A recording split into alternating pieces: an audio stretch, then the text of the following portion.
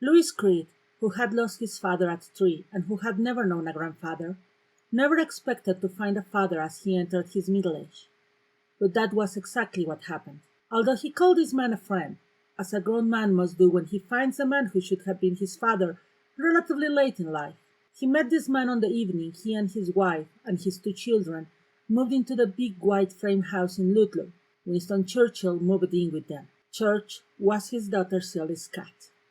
If you ask any Stephen King fan, which is the most terrifying book King has ever written, chances are they will say Pet Sematary. This is not to say King peaked in 1984 when the book was published. Some of his best-known books are still ahead of us, and the man keeps writing and surprising his constant readers like myself.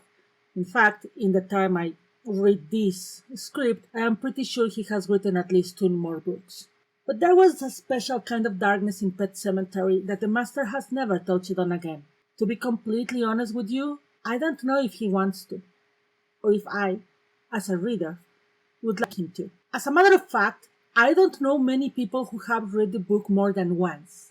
The original movie, as well as its sequel, not penned by King and having absolutely nothing to do with the Creeds, thank God for small favors, wasn't precisely successful in its original run, but it's now a cult classic, mostly remembered because of friend Wayne, Herman Monsters, absolutely amazing take on Jude, and the horrifying way in which the gay Creed versus the truck scene was made. I can only think of one child's death more iconic in the whole of King's mythos, but that will be for another month.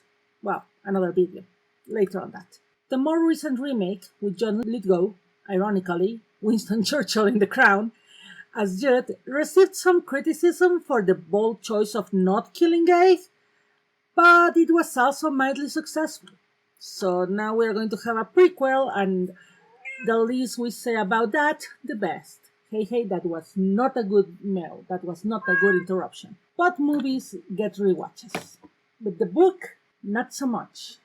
In fact, while I was reading it again for this video, a lot of friends asked me what was wrong with me. Why was I rereading this book? It may be because, just like Cujo, it touches on some very real horrors. Never mind the zombies, the Wendigo, or even Zelda. The real horror of Pet Sematary lies deeper in the ground than the heart of man. It's the horror of loss, of grief untended, of having to move on. It's the fear of what which is unavoidable, and how not dealing with it is seen as natural. It's not just fearing death, it is also about fearing life. I'm Atalisa Zarate, and I am going to take you on a walk behind the deathfall. But please, mind your step, ignore the will-o-wisps, and don't reply if you hear a voice calling you from the woods, because we're going beyond Stephen King's Pet Sematary. Before writing Christine, King wrote Pet Sematary, a novel he found so terrifying and so cruel that he didn't even show it to his wife and put on a drawer to be forgotten and never published it on his lifetime. However, fate had a different idea. By then, King's relationship with Doubleday, his first publisher, had ended, but they still needed one more book to dot all the I's and cross all the T's on his contract. And while in interviews he says he is still unsure of his final decision, the end result was that he let them publish Pet Sematary in 1984. This is the culmination of the dark, cynical road he began with Cujo. The story begins in a dark place, even if it seems to be some light and happiness ahead, since the Creeds are starting a new life in Ludlow, and ends even darker. There is no hope for anyone as we get to the very last line. Once you have been touched by grief, it seems that there is no way out. Louis Creed and his wife Rachel seems to have everything working with them. He is a successful doctor who is just starting a job at Ludlow's college clinic. They have both a house and their kids, Ellie, a bright 5-year-old, and Gage, a curious 3-year-old, couldn't be happier. The family is rounded with Winston Churchill, or Church, Ellie's beloved pet cat. The new house has a huge backyard that is bordered by the local woods, and a nice front yard that, unfortunately, leads to an open high road. That's the only real drawback, the road, where the constant traffic is mostly of huge trucks. It's a dangerous road that, according to the neighbor, Jude Crandall, has taken more than one pet as sacrifice. Enough that deep in the forest and just inside the Creed's new property, there's a place the local kids call the Pet Sematary, where they have put their beloved companions to rest after their death. Rachel, who has a bit of a trauma due to the death of her older sister when she was 8, doesn't like the place much. Ellie, who loves church with all her heart, likes it less. But church is 2 years old, as Louis explains, so he still has a long life before him. He won't be laid in the pet cemetery anytime soon. But once more, fate seems to have a different plan. On Thanksgiving, when Rachel, Ellie, and Gage are away at Rachel's parents', George has a deadly encounter with a truck. Jude finds him dead on his side of the road and calls Louis. The good doctor doesn't seem too bothered at first, as he wasn't that attached to poor George, but is still worried about Ellie, so he considers lying. He can claim the cat ran away, while burying him on the pet cemetery without a marker so that Ellie wouldn't know about it at all. Easy for all parts involved. However, Jude has another idea, and so, despite knowing better, he decides to take Louis to the woods, past the deadfall that limits the pet cemetery, past the area known as Little God Marsh, and into a place that only some old-timers in Ludlow know as the Old Mi'kmaq Graveyard, where the terrain is stunning, just like a man's heart. With Pet Cemetery, a pattern that was somewhat noticeable in Salem's Lot becomes a lot more obvious. A sacrifice is needed for the evil to get started. An oracle will try and warn the main character to no avail, and a child will also be the conduit for the goodness of the universe to try and stop the evil. There are other elements present, what some people may jokingly call the Stephen King's drinking game, but those are the 3 I want to focus on here because they pretty much revolve around the subject of grief and the healthy and unhealthy mechanisms we have to deal with it. So let's start with the sacrifice, the first death in the book that we witness. Not, by the way, the first death in the chronology of the characters that will affect how they react and view death, but the first taste we, the constant readers, get as to how the Creed family deals with death. And no, I am not talking about George the cat. For first death, the sacrifice that opens the gate for Louis Creed and his family to be touched by the pet cemetery, is a college student named Victor Pascoe. Pascoe has a terrible look of being run over by a van and thrown into a tree headfirst on Louis' first day at work as the college head doctor, which detonates everything that happens afterwards. Yes, he's also run over. It's a common subject in the Pet Cemetery book. Louis' reaction is to be professional and quick to act, even if he just needs to look at Pascoe, who has half his brain visible through his head wounds, to know that the young man is not going to survive. Before we get to the part where Pascoe also acts as her oracle, there's a moment, however, when Louis's mask falls off. Yes, he's outwardly calm and collected, and verbally criticizes those who are paralyzed by shock and fear at a horrible accident the day where the ambulance isn't there and they weren't expecting to deal with nothing bigger than a cold. But inside, he's making some very uncomfortable gullible human jokes to himself, mostly around the work that will have to be done to reconstruct Victor's school for a funeral.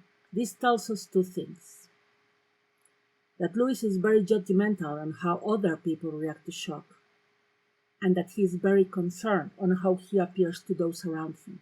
With his dying breath, Victor warns Louis not to cross the barrier at the pet cemetery, and calls Louis by name. But given the situation, Louis can easily chalk that to his own shock. He is scared, and rightfully so, but manages to logic the situation away because he's a logical, scientific man, and not a superstitious hick. This is also why he dismisses Victor's later warning, as a ghostly oracle in a dream, as just a nightmare caused by shock, despite very clear physical evidence that it wasn't just a dream. And he congratulates himself on hiding his shock from his family by joking that he would make a great murderer, knowing how to hide the evidence and lie through his teeth even in a shocked daze. A grim foreshadowing of what would come later. First, when Church dies, and only Louis and Jude know the truth. And later, when everything goes belly side up. As if to contrast with his cold, apparently natural calm, Rachel Creed does not deal with loss well, or at all, if one is to be completely honest. She has been adamant on protecting both Ellie and Gage for any and all mentions of death, to the point that The Pet Cemetery is the first time Ellie is confronted by the idea of her beloved Church dying, which would bring the memorable line, "Church is my cat, God can get his own cat!" And that causes both Ellie to go into hysterics and Rachel to decide that she doesn't like Judd, the neighbor, that much. When Pascal dies, she manages to keep everything in the news from the kids. And later, when Norma Crandall, Judd's wife, dies, Rachel doesn't go to the funeral.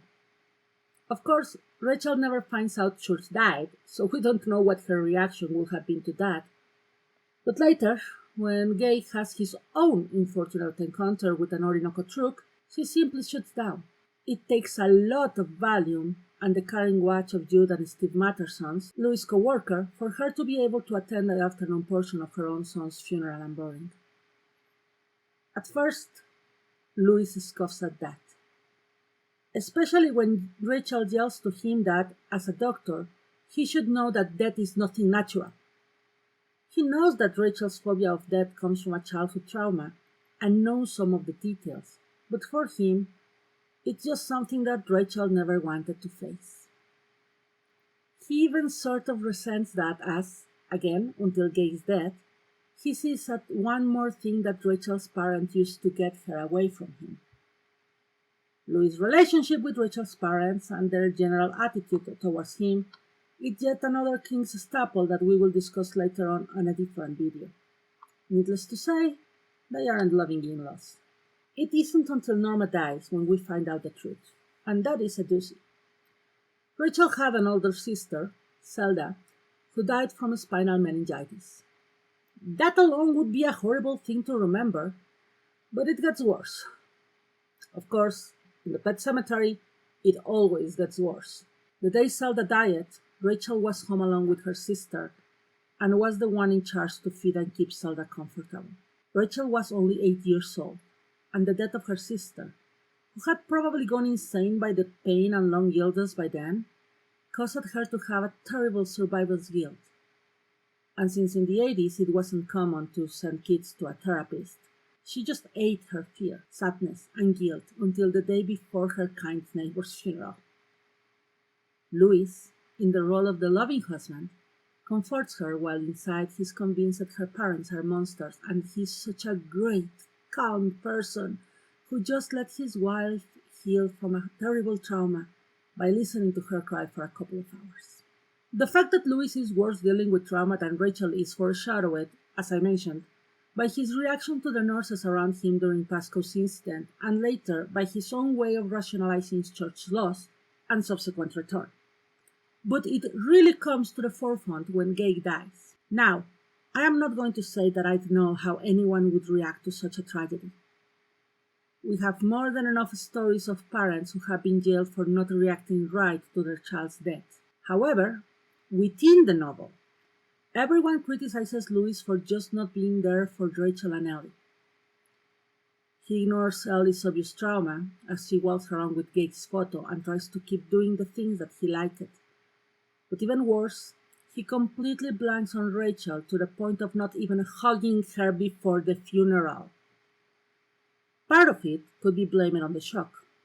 After all, Louis was the first one on the scene. But most of it is that, unlike Ellie and Rachel, Louis is in firm denial of what happened. There is a long, long sequence in which Louis simply decides that no.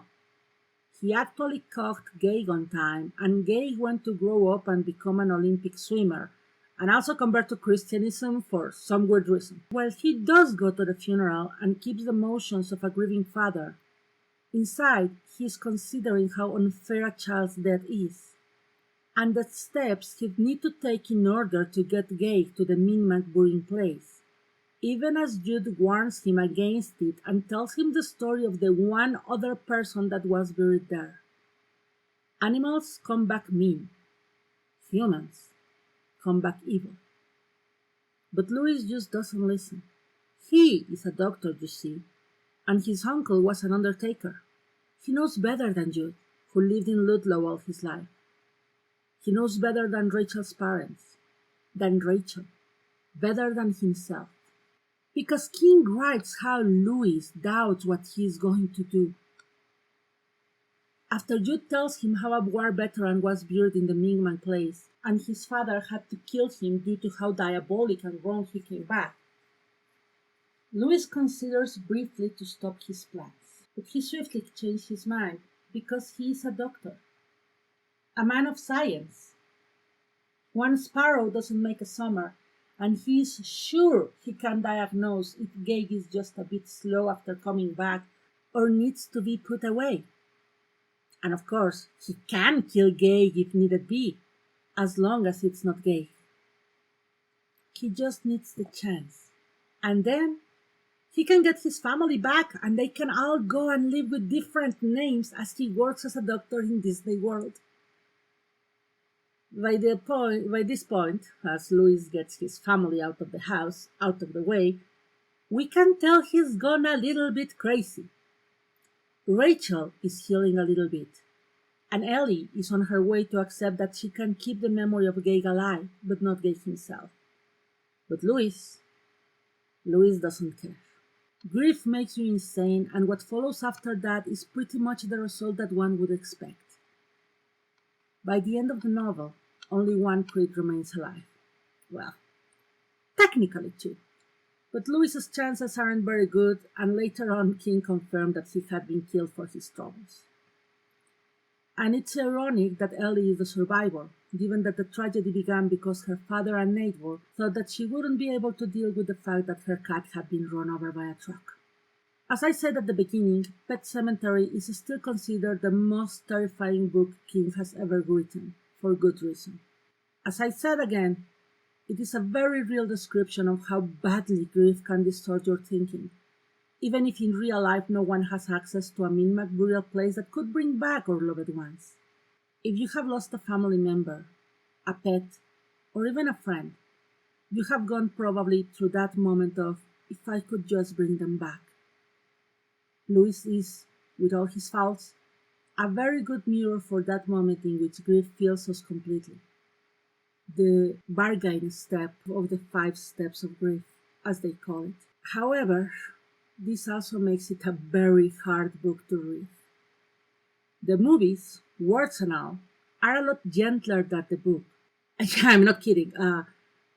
Just the fact that they age up Ellie and the cat is more than enough to make it a little bit easier to take. And even them are not that easy to revisit. So I recommend it with a warning. You probably won't want to read it again if you haven't yet, if you only know the movie. So instead of doing it, support your local library and check it out there.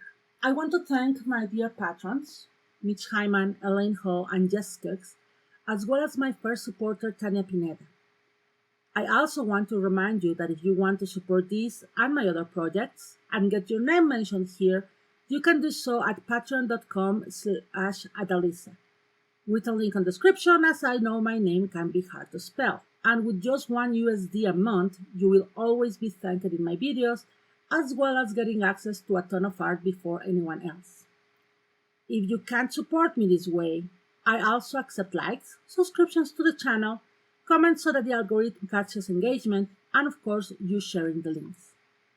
I will also welcome all your questions, comments, and suggestions in the comments below. And I hope I will see you here next time, which hopefully won't be 2 months. Next book is a lot lighter than Pet Sematary, but real life has also been of a troublesome mistress lately, when we visit that unknown place known as the Territories, in Stephen King's and Peter Strauss' The Talisman.